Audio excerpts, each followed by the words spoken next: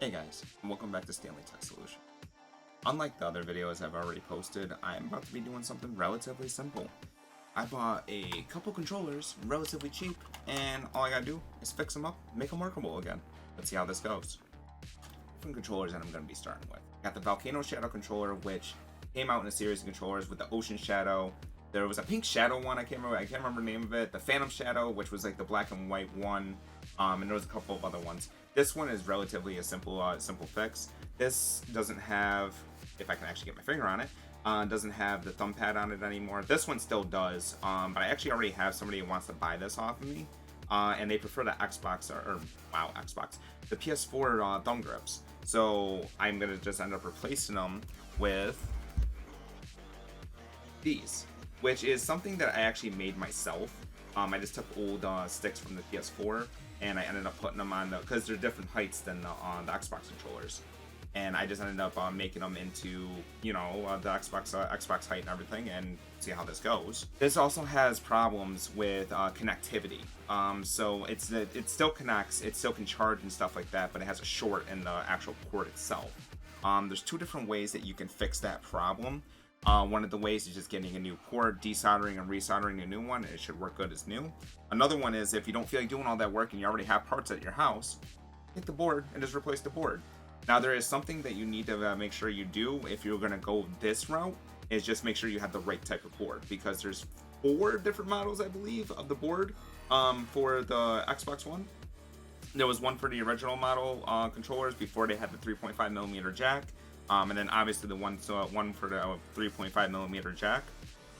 The way you can tell whether or not it's for the 3.5mm jack or not is if it has this little wire here, which acts as I want to say it acts as the conduit for the headphones and stuff like that, but I'm not actually 100% sure. I don't want to pretend that I know what I'm talking about and then not know what I'm talking about. But yeah, so I'm just going to be taking this board that I actually recently just fixed too, because it didn't have a RB button on it, and I'm just going to be swapping it into that controller to give it a better connectivity. So yeah, that's really all that's going to be getting done with the Volcano Shadow controller. Let's move on to the next one. The next controller, I actually have a white controller. This one's actually really going to be simple. The joysticks just drift. Literally all I have to do is replace the joysticks. I actually have a couple of joysticks I ordered from InjuredGadgets.com. Really cool site, not sponsored by the way, but they are a really good site. I will leave a link in the description below for really high quality joysticks or replacements. This one, like I said, just needs new joysticks put into it. Just keep in mind that this is the second generation controller compared to the first generation, because the first generation had the whole black top on it, didn't have the 3.5mm jack. So this is just another situation where it's like this one where the boards are different and such of that sort. Before we get into the actual repair and stuff like that, I'm just going to get into the tools and such that I'm using. Relatively simple stuff. I have the Mako driver kit from IFIXIT. I'm just going to be using the screwdriver with 2 different size Torx bits. I will leave a list on the side about all the stuff I'm going to be using. Pair of tweezers just to help me with holding stuff on and taking stuff off. Obviously solder, because I'm going to need a soldering iron to be able to do everything. Your flux. You want to make sure you're cleaning up your solder joints and everything when you go to clean that or do everything. And I got a desoldering gun too to make the process so much more simpler. So yeah, I mean, instead of me just sitting here talking, rambling, and stuttering over myself, let's get right into it. So, disclaimer, I was completely dumb and didn't realize that my microphone wasn't working, so I just had a whole bunch of footage that I just had to scrap.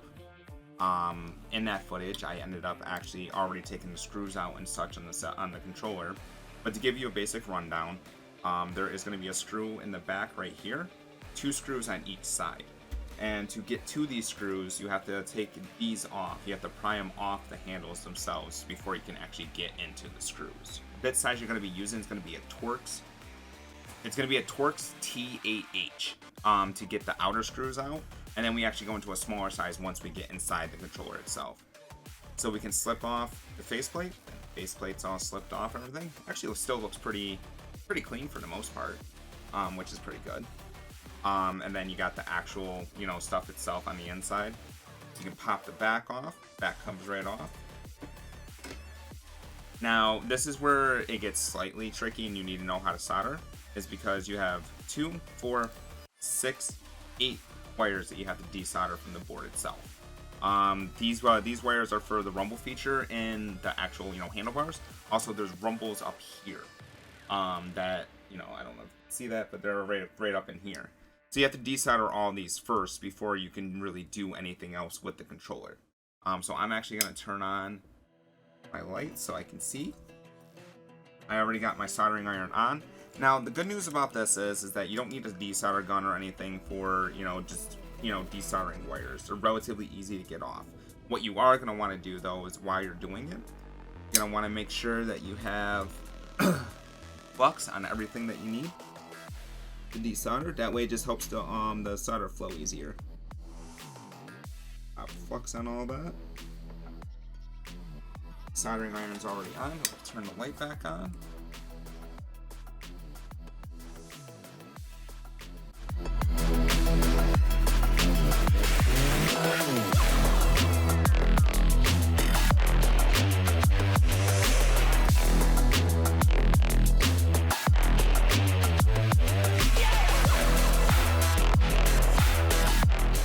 Right from there, we can pull this out, this out. Those are the rumbles. Turn my light off now.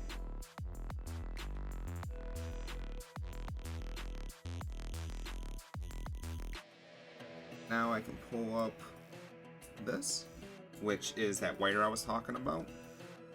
And now that we got all that off of there, I can grab my screwdriver. And I can take screw number 1, which is off on this side. I don't know if you can really see it, but it's right here.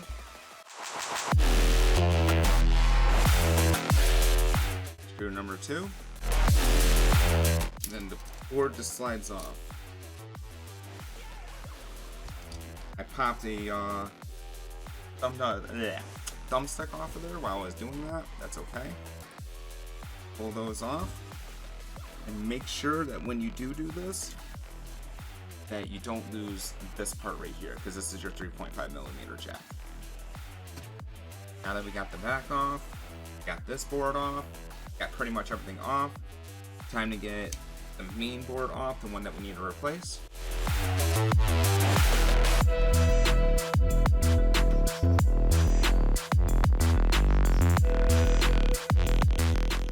And it kind of just pops up with it.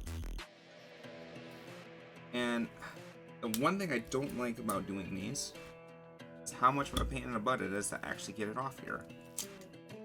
Actually, that wasn't that bad. So now I should just be left with, the outer shell. This is the old board.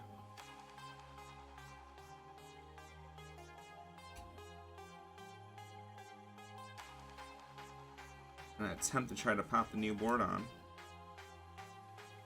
Slightly a pain in the butt, not gonna lie. So enjoy watching me struggle for a second.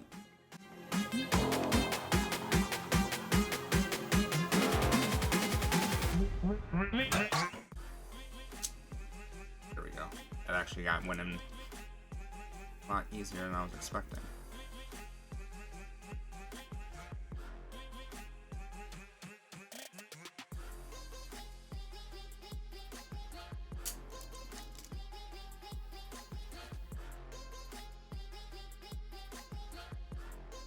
Everything seems to be back in place correctly.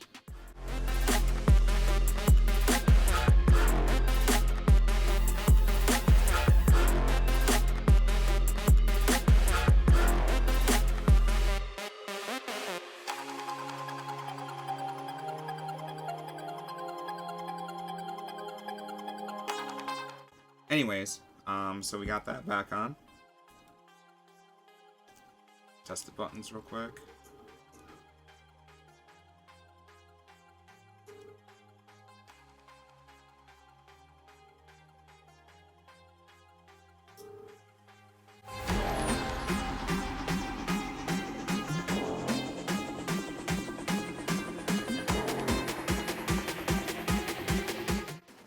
Buttons are kind of squishy, so I want to make sure that everything's lined up correctly.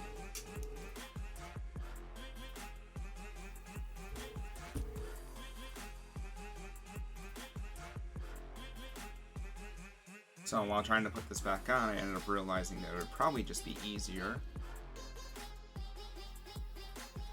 if I just took the top bracket part off that holds everything in place. Makes things 10 times easier to get everything back in place.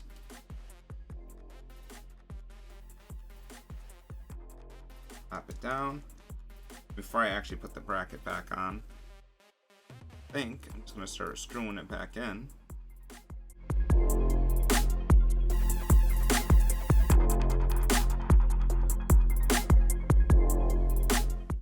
So I think that's enough to keep it held in place. Then you got the bracket. Can't really see because my camera doesn't autofocus. Of course it doesn't.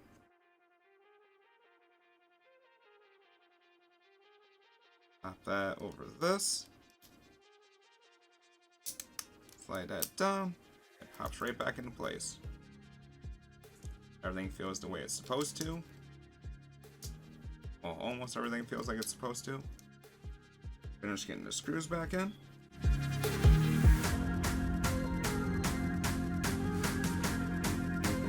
That's all buttoned up and back into place. Double check the buttons real quick just to make sure everything's working correctly.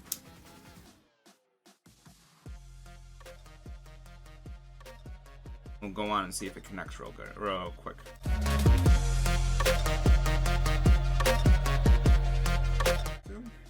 Comes to the fun part, just the reassembly. So like I was saying earlier, you want to make sure that you didn't lose this part because this part is extremely important. Slide it right into place. Make sure this goes back down the way it's supposed to. Everything's all lined up. Clamp it down. Sure that this wire right here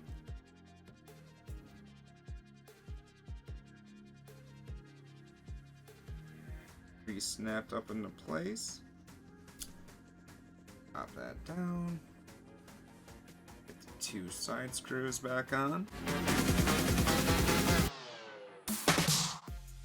And pretty much the hard part's done.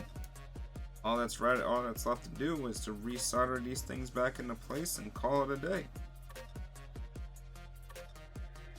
Or prop the motors back into place. The other motor, there it is.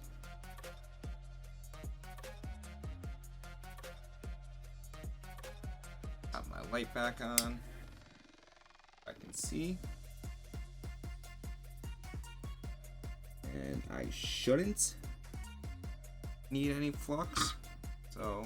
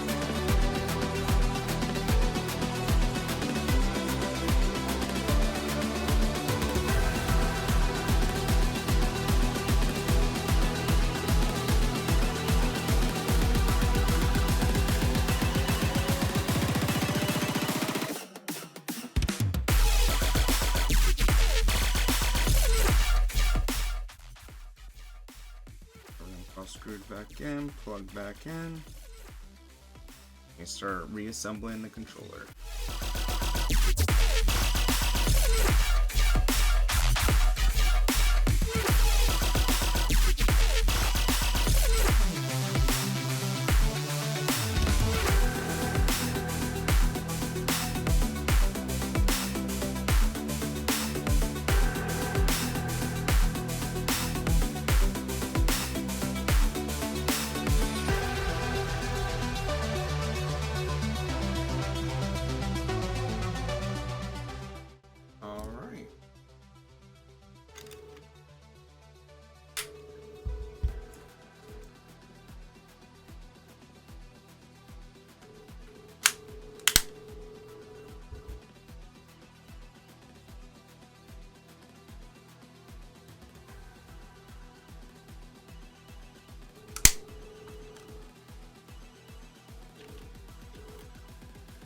and controllers back to normal.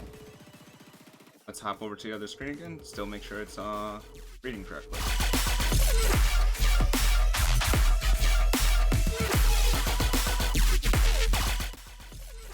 Alright, so now we're going to move on to the weight controller. Same thing as last time, we're just going to tear it apart.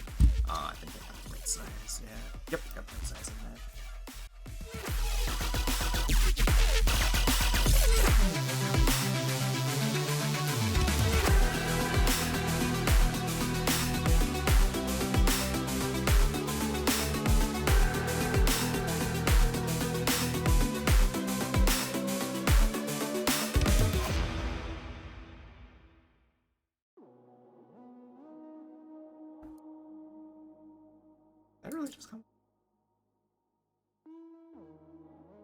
That is actually the first time I've ever actually seen that happen. Weird. Okay, that's gonna be fun to fix in a little while. That was fucking weird. I've never actually had that happen to me before. Like last time, we're gonna unattach this, desolder all the mortars.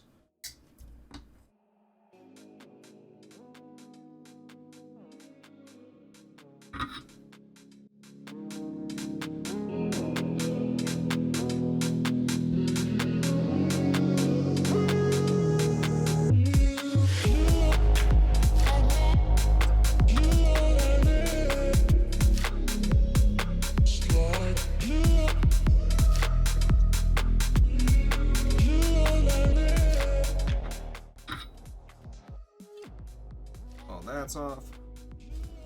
Switch to this side.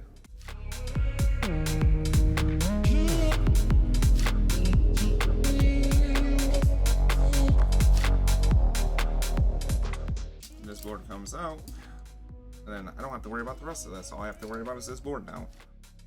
So I don't know if you can see, off the light real quick, but right here and right here is where I'm going to be desoldering to take out the old sticks, because these old sticks are shot.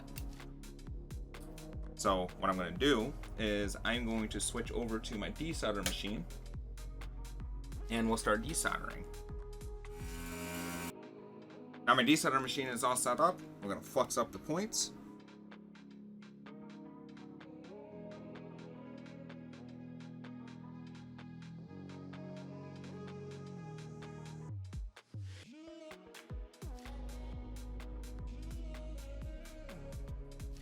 And time to get desoldering.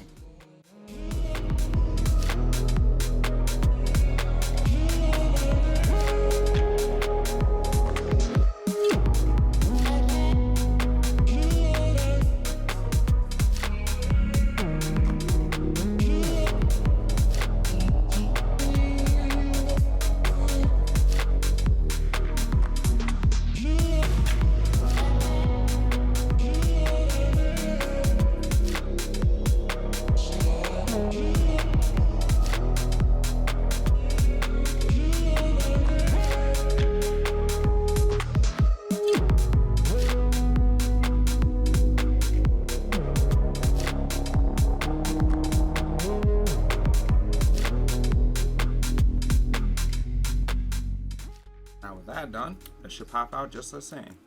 That one actually popped out a little bit easier. And then this should be what you're left with. As you can see, there's no sticks on it anymore. Take this opportunity to clean up so I can prepare to put the new sticks in.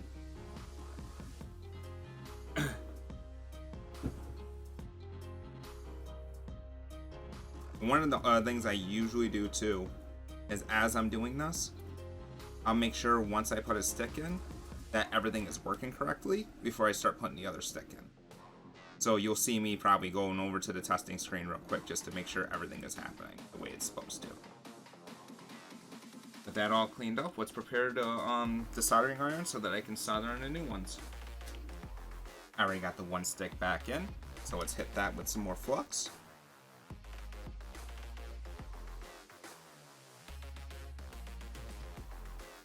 Let's get to soldering. I can find my solder. There it is.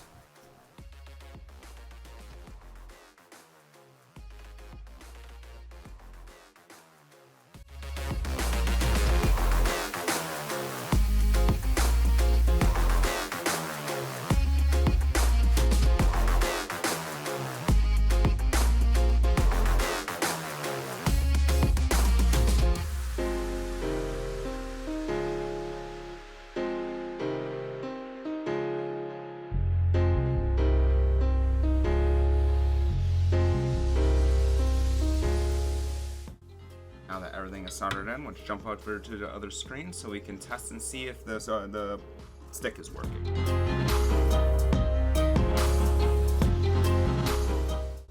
You got the next spot pre-fluxed.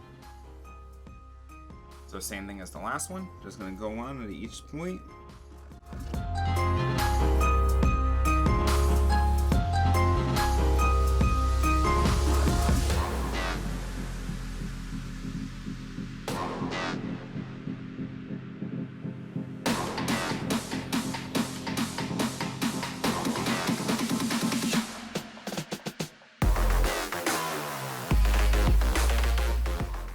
Alright, and that one's back in. Switch back over to the other screen, make sure that one's working. And right here, gonna pop the two small screws back in. Make sure before I button it up all the way. Get some isopropyl alcohol and clean up my flux mess I made.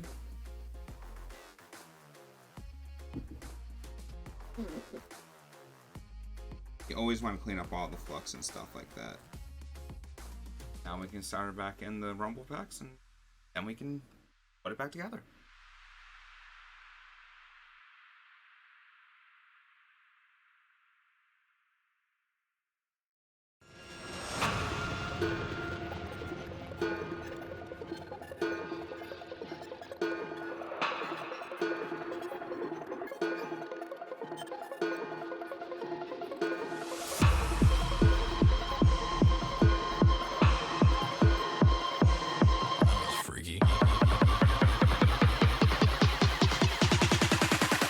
Give me a break. Matt, I'm going to take some isopropyl alcohol and start cleaning around edges and such like that so the buttons don't get sticky. They work.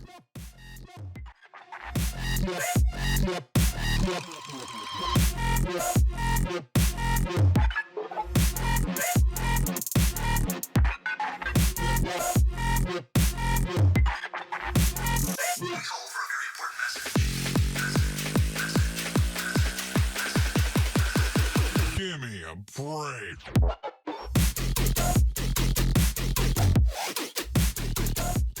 Time for a little bit of the old rub-a-dub-dub.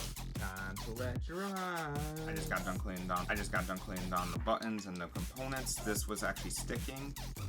This wasn't really sticking, but this was actually sticking. I actually took the opportunity to go around and hit all the edges and stuff like that with isopropyl alcohol. Got the buttons to stop sticking as much. So yeah, let's start putting it back together.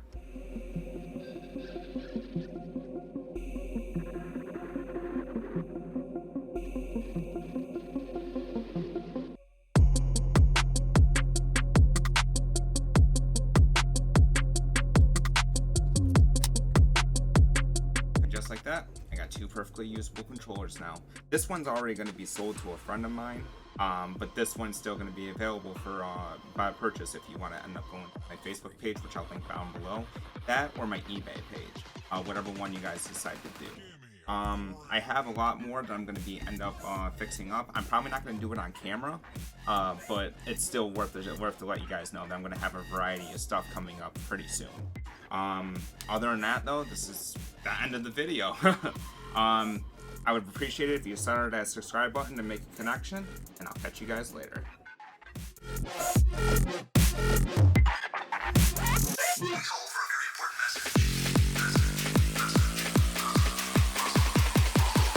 Give me a break.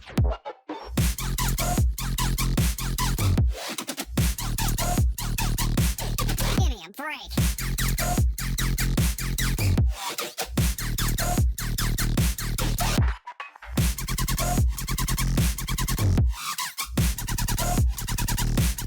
Give me a break.